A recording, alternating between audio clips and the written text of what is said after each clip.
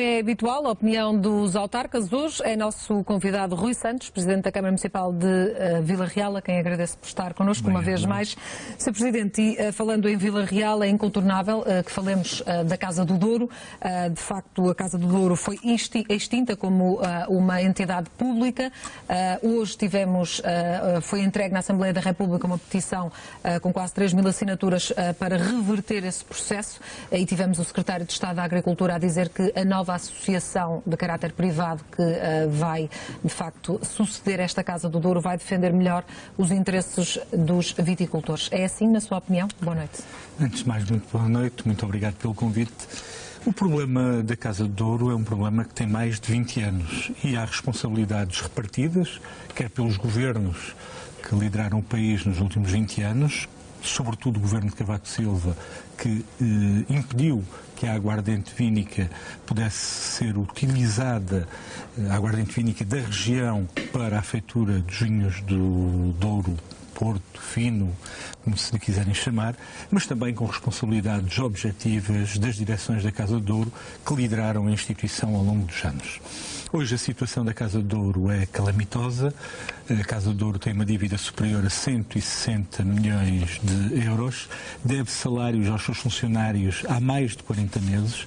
É uma situação absolutamente insustentável.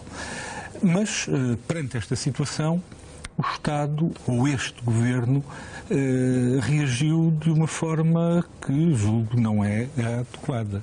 Tenta intervir na Casa do Douro na tentativa de a salvar economicamente, mas destruir o modelo institucional que vigorava no Douro ao longo de décadas. Era possível fazer isso sem sair da esfera pública, na sua opinião? Exatamente. Porque a questão da Casa do Douro tem que ser associada à questão da realidade dos agricultores do Douro. Como se sabe, há um equilíbrio entre agricultores, comerciantes e exportadores. O Governo age só sobre a associação que defende a agricultura, neste caso a Casa do Douro. Como muito bem referiu, passando a associação pública para uma associação privada, deixando que a inscrição, que era obrigatória dos vitivinicultores, passasse a ser facultativa, cria um concurso para que se possa outra instituição tomar conta da Casa do Douro, esquecendo-se que se a dívida é de 160 milhões, o património ultrapassa os 200 milhões de euros. E, portanto, a Casa do Douro não aceitou esta proposta do Governo, haverá uma insolvência, podem entrar milhares e milhares de litros no mercado de forma desregulada e hoje as dificuldades que são imensas, a catástrofe económica e social que se vive no Douro pode ser ainda agravada porque o preço do vinho descerá com certeza. E, portanto, acho que a intervenção foi de uma enorme imprudência, muito pouco pensada, com suspeitas, aliás, de favorecerem determinadas entidades em detrimento de outras e, obviamente... Há nesta altura duas entidades a concurso. Exatamente. E também aí há uma polémica, numa delas, pelo menos... Sim, diz-se claramente que o Governo foi tendencioso na forma como organizou o processo, permitindo que uma tivesse vantagem sobre a outra, encurtando em demasia os períodos, quer da constituição das próprias associações, quer do próprio concurso. Mas o resultado disto tudo é que, provavelmente, o Douro e os seus vitivinicultores, e só há Douro, e só há património da humanidade, e só há aquela paisagem com os agricultores, saiam claramente prejudicados, enfraquecidos, postos em causa, e isso é, obviamente, preocupante para uma região que já vive problemas de enorme complexidade. Sr. Presidente, mas falamos de um processo que vai bastante avançado, com um concurso e com uma decisão, segundo o Secretário de Estado também aqui, que para março será conhecida. O que lhe pergunto é, ainda é possível reverter, ou seja, quando temos uma petição com 2.700 assinaturas a pedir que, de facto, se volte atrás em todo este processo, que a Casa do Douro possa ser novamente pública, acredita que é, de facto, possível essa alteração? O anterior Governo tinha encontrado uma solução que esteve prestes a ser assinada pela Casa do Douro e pelo Governo. Essa solução era uma solução cautelosa. O Governo tomava conta dos vinhos e colocava-os no mercado de forma gradual e faseada ao longo do tempo. E compensava a Casa do Douro com um valor monetário que rondaria os 160 milhões de euros, que permitiria a compensação e o pagamento das dívidas e das pendências da Casa do Douro, ao Ministério das Finanças, à Segurança Social, etc. Parece-me que era uma solução sensata. A radicalização das posições levará à insolvência da Casa do Douro e, se a insolvência se concretizar, os vinhos entrarão no mercado de forma desregulada. E, portanto, se eu sou Secretário de Estado e a Sra. Ministra da Agricultura ponderarem bem, julgo que era aconselhável travar rapidamente este processo.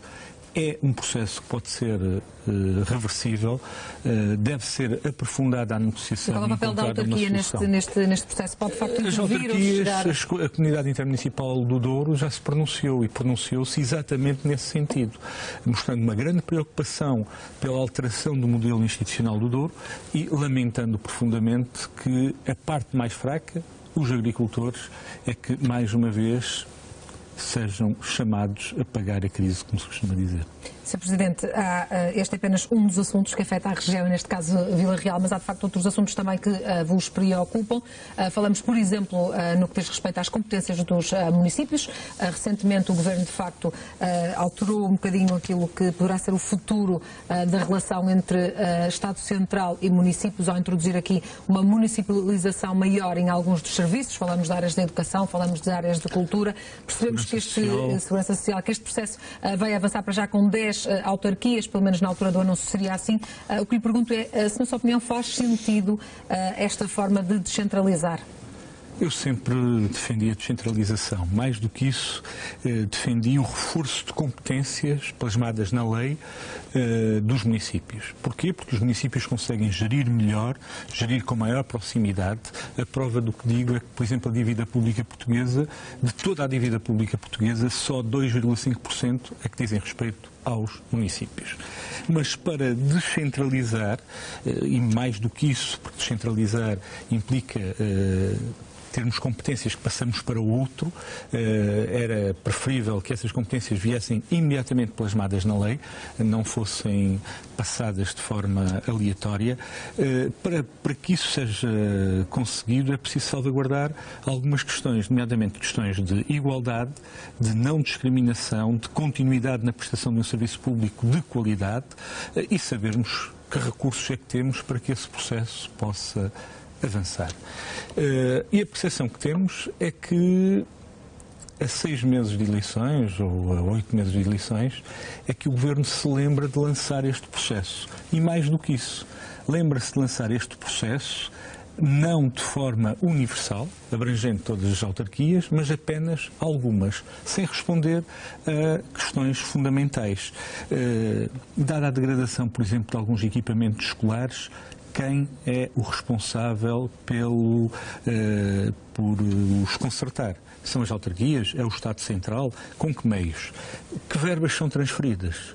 Vai ser uma negociação bilateral, favorecendo uns em detrimento de outros? Foram essas inseguranças que não vos fizeram avançar para este processo? O pessoal, por exemplo, passa para o quadro das autarquias, mas as autarquias têm uma limitação por lei de contratação, como se sabe. Portanto, há um conjunto de questões que não estão salvaguardadas e a Associação Nacional de Municípios mostrou reservas e até estranheza que este processo tenha avançado, por um lado, tão tarde e, por outro lado, sem responder a questões fundamentais como acabei de explicitar. Mas se as autarquias, como diz, gerem melhores, quando é esta oportunidade oferecida pelo Governo dessa gestão ser feita, não deveriam os autarcas aproveitá-la? Mas nós queremos aproveitá-la. Agora não queremos presentes envenenados. Há poucos anos houve uma descentralização de competências na área dos transportes públicos, da alimentação e também de infraestruturas na área do ensino básico.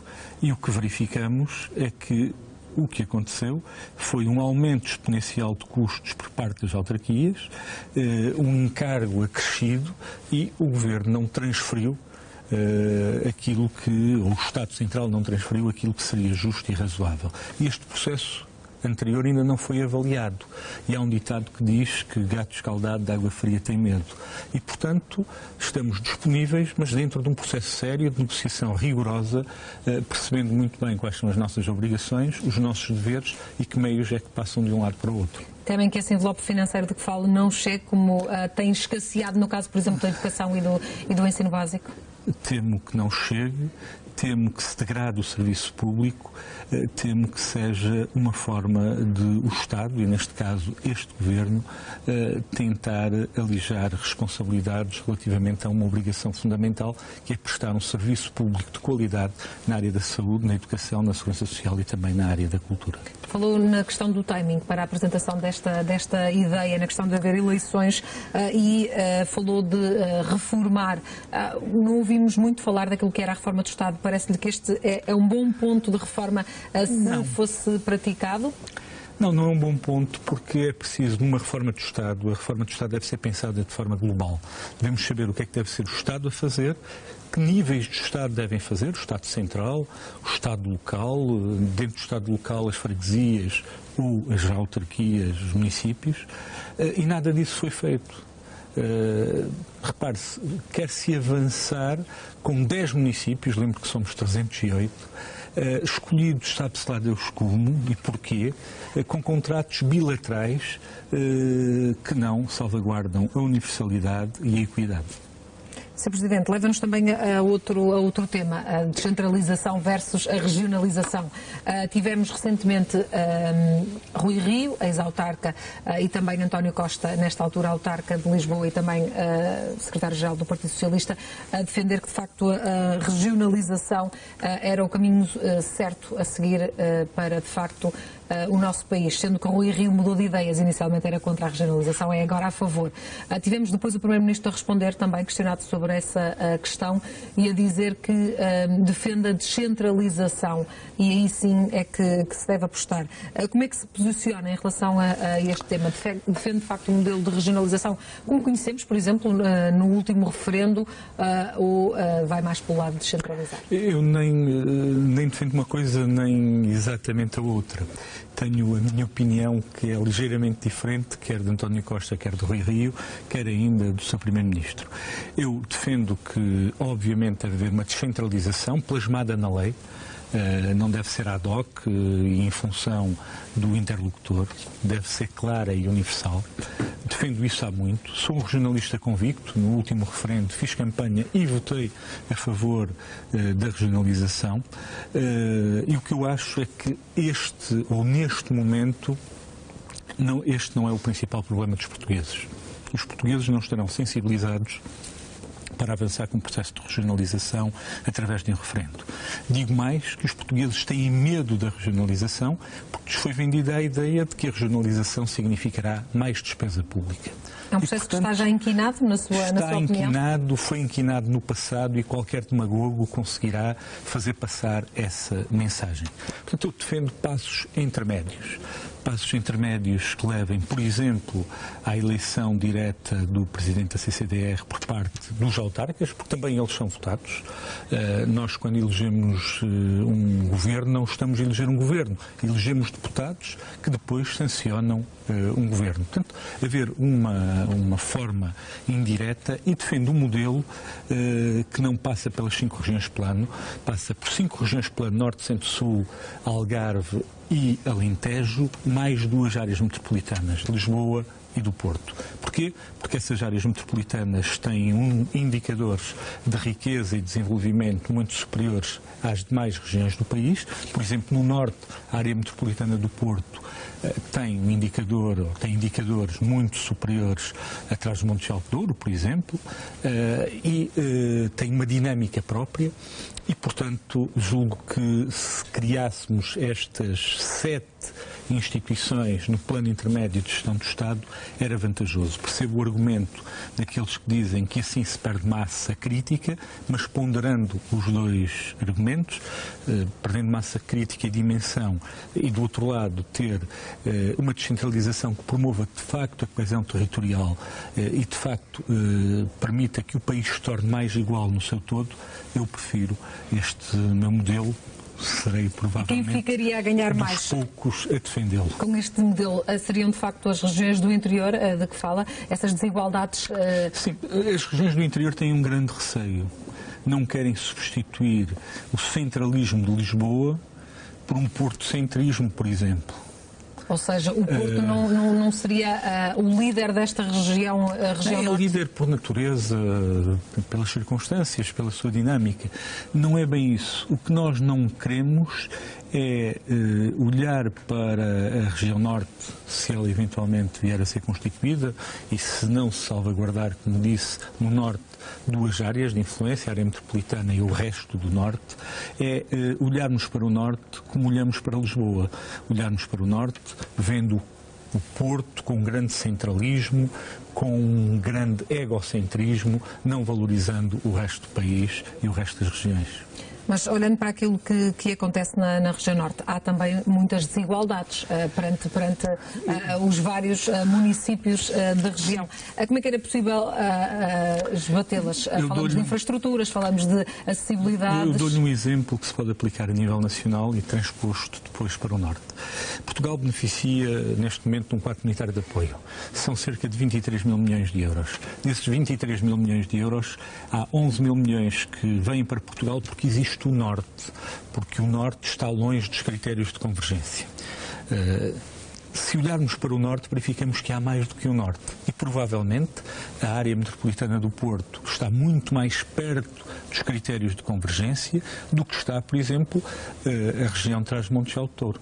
E, portanto, se exigimos coesão e há áreas no país que já não acedem a fundos comunitários, ou pelo menos não os acedem na proporção que o norte vai aceder no seu todo, o mesmo se deveria aplicar por analogia ao norte do país. Verificarmos em concreto quais são as zonas que estão mais perto da convergência e afetar recursos a essas zonas de menor densidade ou de menor quantidade do que as zonas que estão mais afastadas desses critérios de convergência. Sr. Presidente, falamos aqui de várias opiniões de autarcas, quer da área política do PSD, do PS, do CDS, que de facto há vários exemplos de quem defende esta regionalização. Se temos de facto, ao que parece, uma grande convergência de opiniões, o que é que falta de facto, ou o que é que faltou nestes últimos anos para que este processo avançasse de facto? É apenas uma questão de vontade política de quem defende uma coisa na oposição e defende outra quando é poder? Eu, como disse, o que falta é convencer os portugueses de que este é um processo que não implicará mais despesa pública, bem pelo contrário, permitirá uma melhor gestão do pouco dinheiro que o país tem. Talvez o exemplo seja a solução. E, portanto, se avançarmos para já com um passo intermédio, e se, por exemplo, a CCDR e os dirigentes da CCDR, com um quadro muito bem definido no âmbito das suas competências, forem eleitos pelo Conselho Regional ou pelos autarcas, a população possa olhar, ver de facto que existem bons exemplos e questionar-se. Bem, se nós permitimos que os autarcas façam a eleição destes senhores, porque é que nos devemos nós eleger diretamente? E avançaríamos assim. Julgo que há aqui um passo intermédio que fatalmente vai ter que ser dado para que a regionalização possa de facto ser implementada. Mas esta é a minha convicção. Olhando para um exemplo que também lhe diz algum respeito, que tem a ver com uma união que existiu a norte no que diz respeito, por exemplo, às universidades. É um bom exemplo termos a Universidade do Porto, a Universidade de Trás-os-Montes e Alto Douro e a Universidade do Minho juntas numa grande Universidade do Norte. É um primeiro passo e um primeiro sinal? Disse bem, é um consórcio, não é uma fusão. É um bom exemplo, é um consórcio, conseguem discutir políticas de investimento, políticas na área da formação e oferta de formação, complementaridades na área da investigação, mas cada um mantém a sua autonomia administrativa, financeira, pedagógica. É um consórcio, não é uma fusão. E, portanto, é um bom exemplo de que juntos podemos fazer mais. É um primeiro passo, acompanharemos muito de perto este processo. Dou os parabéns desde já aos 3 reitores, em particular ao reitor António Fontinhas Fernandes, que na Universidade de Trás-os-Montes de Douro liderou este processo, mas também ao Sr. Presidente da CCDR, Emílio Gomes, que deu toda a força para que este processo se desenvolvesse. Como disse, se o exemplo funcionar, pode com certeza fazer escola. Olhando também outro exemplo este positivo e que diz respeito apenas a Vila Real, tem a ver com a capital da cultura do Eixo Atlântico. Sei que também está satisfeito com obviamente com esta distinção. Não é apenas a única cidade, há mais, o caso de Matosinhos também. O que é que Vila Real vai ter para oferecer enquanto capital da cultura do Eixo Atlântico? Nós centramos a nossa candidatura na área da vinha e de vinho. Nós somos a porta de entrada do Douro Património da Humanidade. Vamos ter mais de 100 espetáculos de âmbito cinematográfico, expositivo, teatral, à volta desta temática. Envolveremos as pessoas, porque também elas farão parte de alguns desses espetáculos, nossos concidadãos. Faremos também uma ligação muito estreita entre o norte de Portugal e a Galiza, porque há muita coisa que nos une. E com certeza que faremos em conjunto com Matosinhos um grande ano em 2016 e honraremos neste universo de 7 milhões de habitantes que correspondem ao Eixo Atlântico, a 38 municípios, honraremos Portugal e Espanha fazendo uma grande capital na área da cultura. É importante levar pessoas a Vila Real, levá-las a conhecer. É importante, é obviamente importante, mas também é importante trazer Vila Real às pessoas e ao mundo. E Vila Real não é apenas Douro, é património mundial. E, portanto, julgo que há aqui uma simbiose que nos permitirá alavancar aquilo que temos, dando-nos visibilidade na Europa, no mundo e no país, obviamente, e também levar pessoas a Vila Real. Dou-lhe um outro exemplo de algo muito significativo que vamos fazer já este ano, o WTCC, um campeonato do mundo de carros de turismo, será com certeza algo que mostrará... É o regresso das corridas também a Vila Real, marca esse... O regresso já foi em 2014. Sim, mas agora o Campeonato do Mundo será transmitido em mais de 20 países, chegará a mais de 50 milhões de pessoas, projetará também o Douro e Vila Real e o norte do país na Europa e no mundo.